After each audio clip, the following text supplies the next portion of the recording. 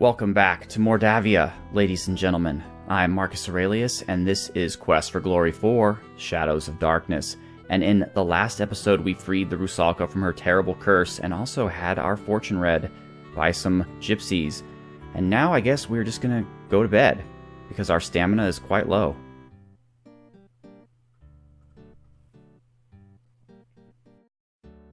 You hear movement on the other side of the door. After a few minutes, you hear someone removing the bar and unlocking the bolts on the other side of the door. Thank you. So, one of our tasks is that Piotr, the paladin ghost, has shown us that to the south... So, Dmitri says the gypsy didn't really kill Igor after all. Then there's that one about the Easter Bunny. Wait, you didn't hear? Oh, that foolish gravedigger fell into a grave, and he was trapped by his own gravestone. He's dumber than a styrofoam cup. Right. It's just lucky for Igor the stranger happened to wander by before he starved to death. You are all fortunate that the stranger rescued Igor. You would have burned an innocent man. Damn straight. Well, I still think the gypsy's a werewolf. Alright, where was I? I keep getting interrupted. So, Piotr, the paladin ghost, told us that there's a wraith down to the south that,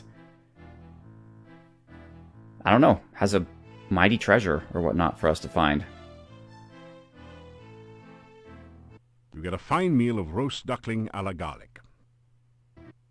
It was very kind of you to aid Igor.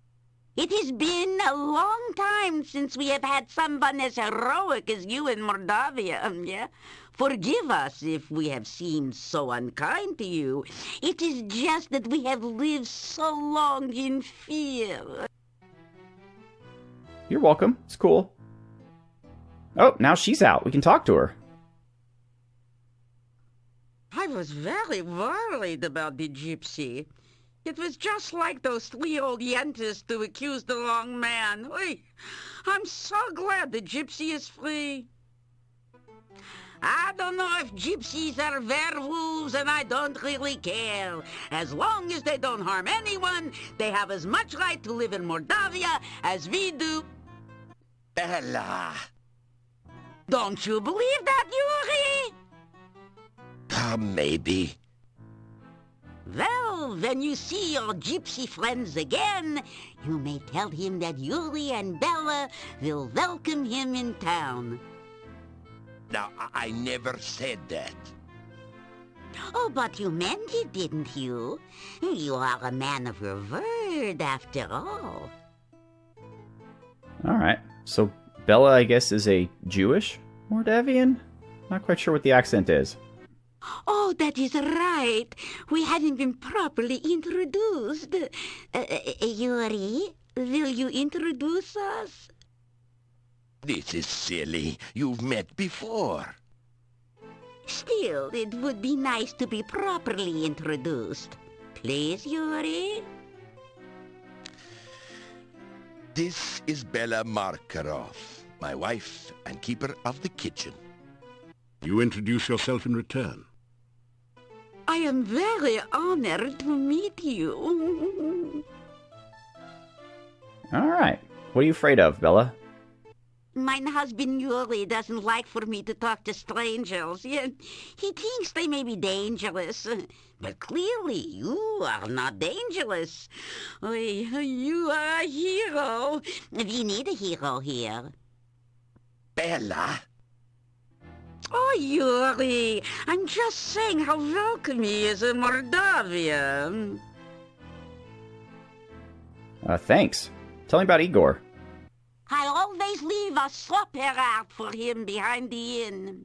He looks strange and a little frightening, but I think he is really a good person.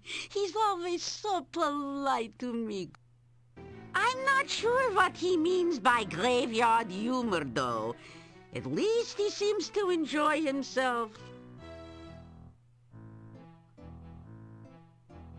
Alright, cool. Well, oops.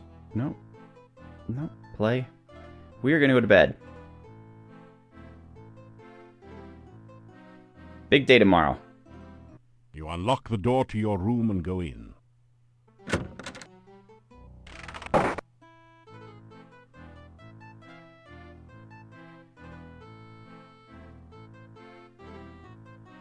And we slumber. You awaken as the sun begins to rise. What's that? The note reads, "Please meet me tonight outside the town gates. I will be waiting." It's signed, Your friend Katrina. Oh yeah, date number 3. We all know what happens on date number 3, folks.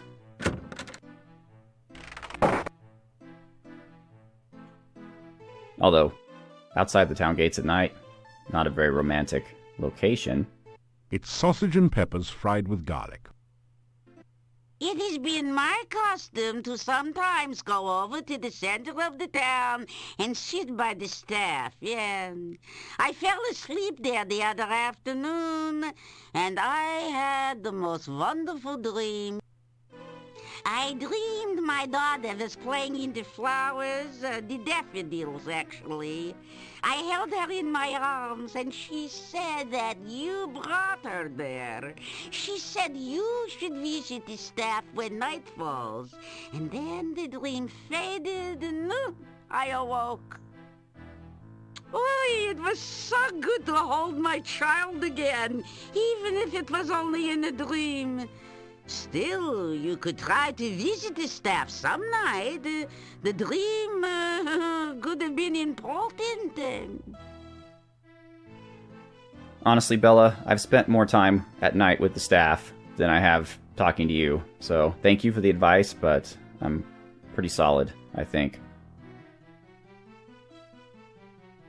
I have never met your daughter, though. The days are getting cooler and shorter. Winter is approaching. Wait, are you trying to say that winter is coming? Ooh.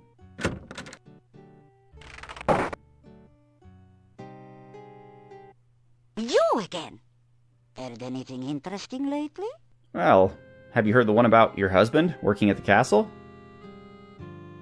Ah, excellent. Let's tell about our adventures. Tell Olga about what you've been doing in Moldavia. And be sure and keep me informed. I need to know everything that goes on around here. Someone's got to have a clue after all. Alright, now let's tell her about the gatekeeper. You tell Olga that the gatekeeper's name is Boris Stovich, and ask if they're related. Aha! So that's where the so-and-so went. Tell him he's a rotten no goodnik. Let's buy some equipment. Alright, what I need is rations. And more rations. That should be good. As my lost husband used to say, may all your travels lead somewhere. He's actually not lost anymore.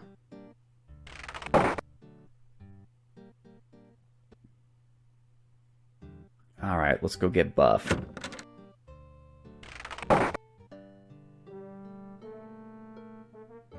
There's only a certain... Alright, and though it pains me to do this, I think we probably should get another healing potion.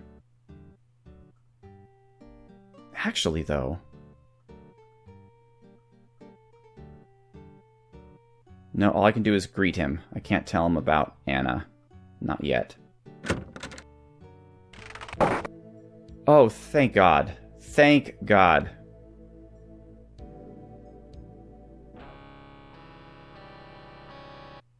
Everything in nature is of interest to the true scientist. You must learn to observe carefully and to take detailed notes. You never know what you might find. That's true. You really should take the time to learn some of the basic principles of science. Learning the nature of the scientific elements and the patterns of the stars will improve your life. No doubt. But first, I want a healing potion, which will more directly and soon help my life. Here you are. Here you are. The scientist never fails to observe nature. Why, if I had not gone on an observation trip in the forest, I would never have found that garden with all the rare and exotic flora. The forest outside of town is quite a fascinating area. The trees are primarily deciduous with the occasional conifer. A wide variety of fauna inhabits the forest, providing great opportunities for scientific research and occasionally excitement of other kinds. There is a beautiful garden in the forest southeast of town. It contains several varieties of plants and trees that cannot be found anywhere else in this region. I had some fascinating experimental results with the bush I dug up there. Unfortunately, I was not able to keep it alive in captivity. Huh, that's the same bush, I guess, that he threw away at the cave that I replanted. Interesting. There used to be a bush that grew 7 different types of blossoms in the garden. There is still a tree that provides fruit in a very peculiar cycle. There are also many beautiful flowers and plants growing there. I am convinced that the garden must have been intentionally planted, as it contains specimens that are not native to this region. Whoever planted it clearly did not understand the basic tenets of ecology. Fortunately, few of the spores have spread to the wider forest so far. Yeah, I'm pretty sure Irana was not particularly interested in the ecology. Frankie has been a great help in my experiments. Her assistance has been quite stimulating. No doubt. Alright, let's get out of here. Of course, the real process of science is exciting only to those initiated into its greater mysteries. You should seek out knowledge wherever you can find it.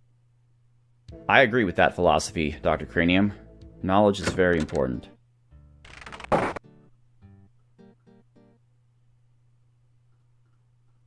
Honor has been... Okay.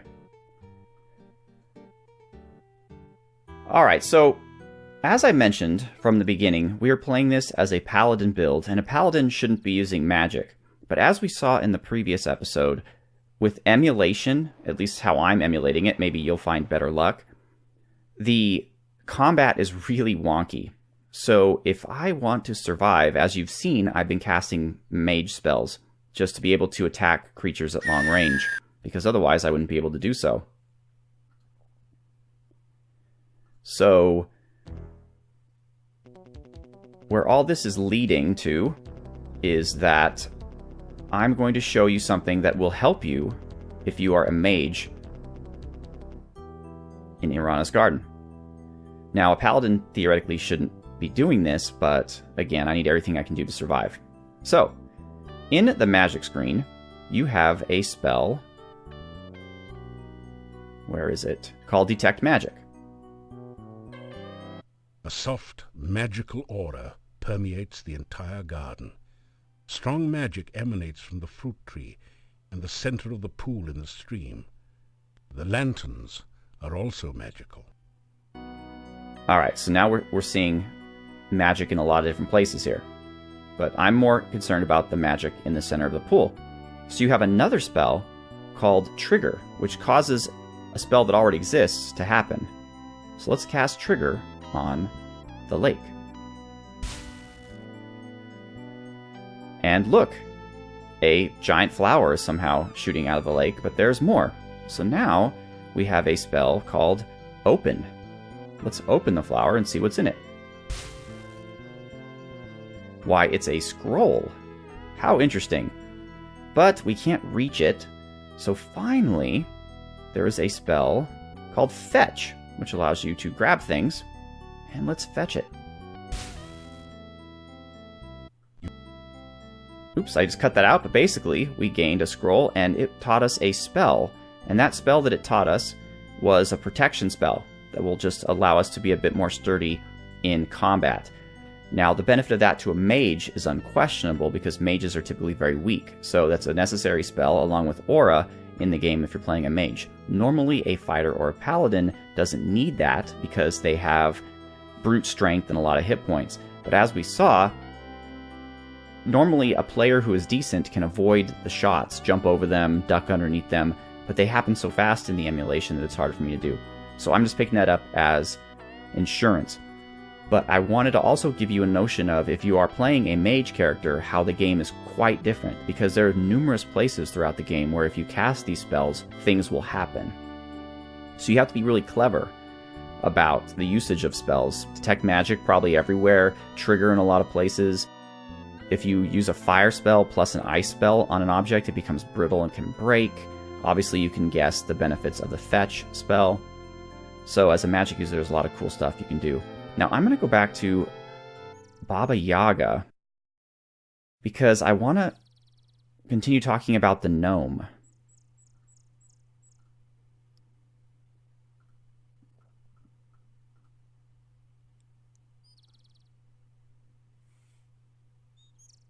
As you repeat the magic phrase, you... Oh, that's right. Yes, we've done that before. All right. Every sense tingles with the feeling. I know. So, have you got an excuse? Ah, here we go. Tell about the gnome.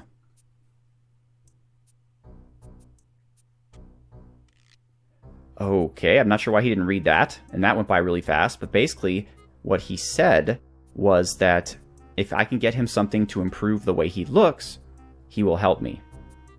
You know, if you keep going on doing all that hero stuff, you're gonna wind up with the goody two-shoes blues.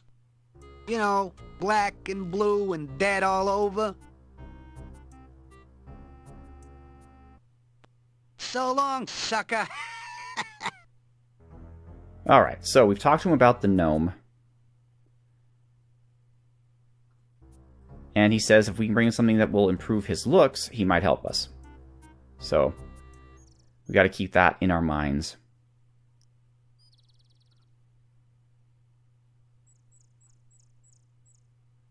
And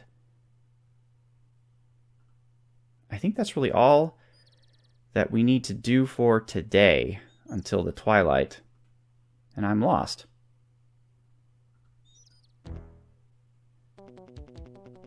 Oh, no, run. Again, it's not that I don't want to fight the bunny. I mean, it's not that I can't fight the bunny, it's that I don't want to.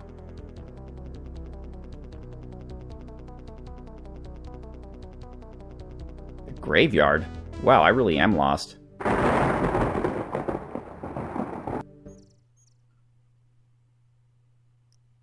Oh, you know what we should do? We should go to Boris and tell him that we know he's a no-goodnik.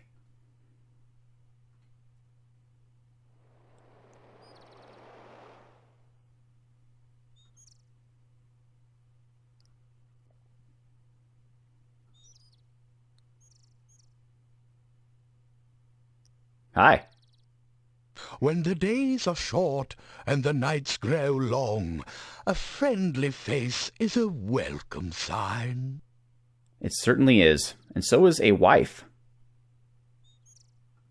You tell Boris what Olga said about him. He blushes. Olga was always opinionated. I grew tired of listening to her complain about me all the time.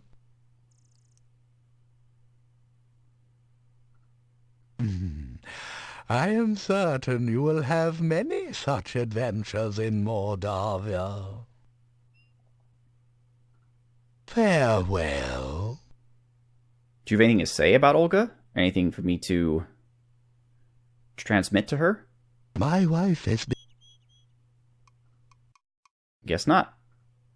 May your journey... Alright, cool. So now we're going to go to Irana's garden.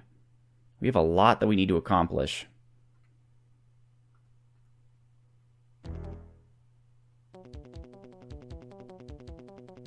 Oh, jeez.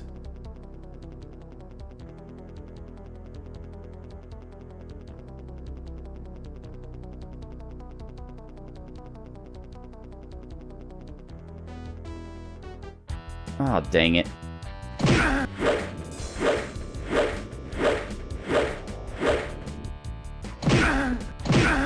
Yeah.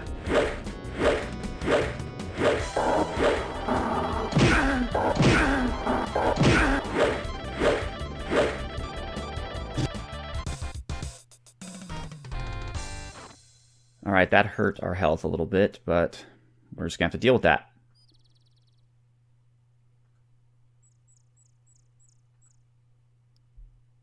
And here we go. Alright, cool. Let's drink some of the water. You take a drink of the cool water. Thought it would help. Guess it doesn't. After some rest, you feel better. It's midday, so folks, I will, as always, pause the game and come back when it is nighttime.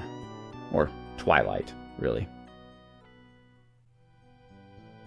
Alright, ladies and gentlemen, we are back, and it is now starting to become twilight, and our health really didn't improve all that much. But the first thing we're going to do is we're going to go up to the town gates to try to locate Katrina and see what she'd like to speak with us about.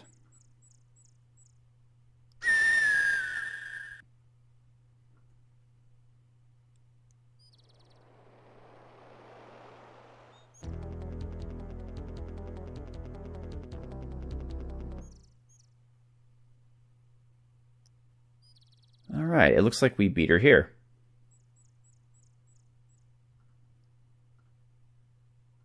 After some rest, you feel better. Who wouldn't?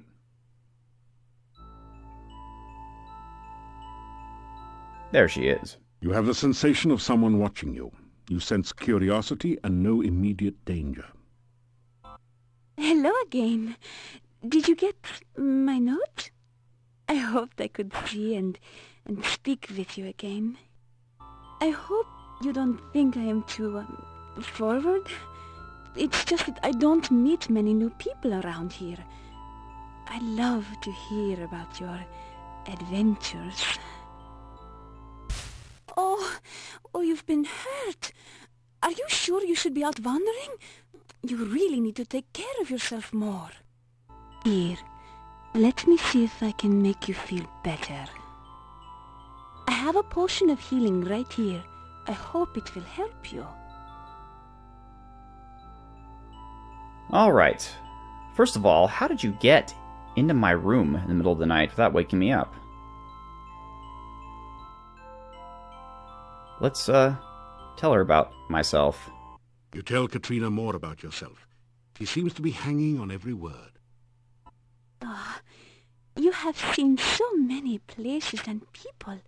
I love listening to your adventures. Guys, pro tip. When you're not that interesting and a woman is pretending like you are the most interesting thing in the world, watch out. There are ulterior motives at play.